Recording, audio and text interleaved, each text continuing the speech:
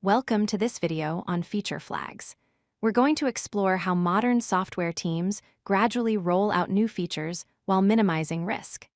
Feature flags are a powerful technique that let you control which users see new capabilities without redeploying your code. A feature flag is essentially a toggle mechanism built into your code. Think of it like a light switch. When the switch is on, users see the new feature. When it's off, they use the old behavior. The key advantage is that you can flip this switch in production without redeploying any code. Feature flags offer several powerful benefits. First, gradual rollout means you can expose your new feature to only a small percentage of users initially, then increase that number as you gain confidence. Second, they provide risk mitigation by letting you instantly disable a feature if problems arise. Third, you get instant disable capability without needing to redeploy. And fourth, they enable A/B testing so you can measure the real-world impact of features before rolling them out to everyone. There are three main types of feature flags used in practice. Release flags control access to new features before they're fully ready for all users.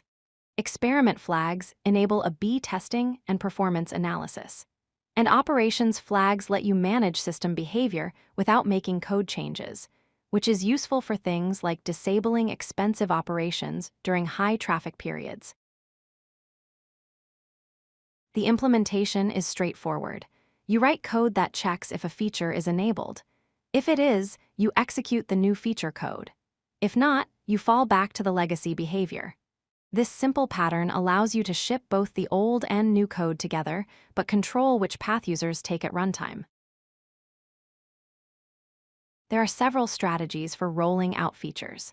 Percentage-based rollout means you enable the feature for 10% of users, then 25%, then 50%, gradually increasing confidence. Targeted rollout restricts features to specific user segments or geographic regions. And time-based rollout schedules feature activation for specific dates, which is useful for coordinated launches. When using feature flags, follow these best practices. Always document your flags so team members understand their purpose and who owns them. Clean up old flags after a feature is fully rolled out to avoid accumulating technical debt. Monitor performance metrics for each variant so you can make data-driven decisions.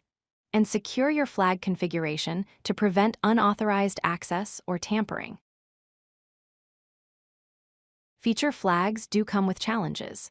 Technical debt accumulates when you leave flag code in your codebase after rollout. Flag chaos occurs when you have too many flags, making your codebase hard to understand and maintain. And interaction bugs can emerge when multiple flags combine in unexpected ways, creating test scenarios that are hard to predict. Several tools and platforms help manage feature flags at scale. LaunchDarkly offers enterprise-grade feature management with powerful analytics and targeting. Unleash is an open-source solution that you can self-host.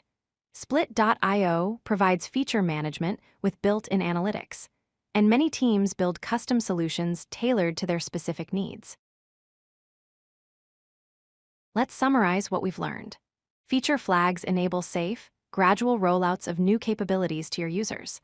Multiple strategies exist, including percentage-based, targeted, and time-based rollouts. Proper management and cleanup of old flags prevent technical debt from accumulating. And ultimately, feature flags reduce deployment risk and enable better decision-making through data-driven rollouts. If you like this video, hit that like button and don't forget to subscribe. Visit codelucky.com for more such useful content.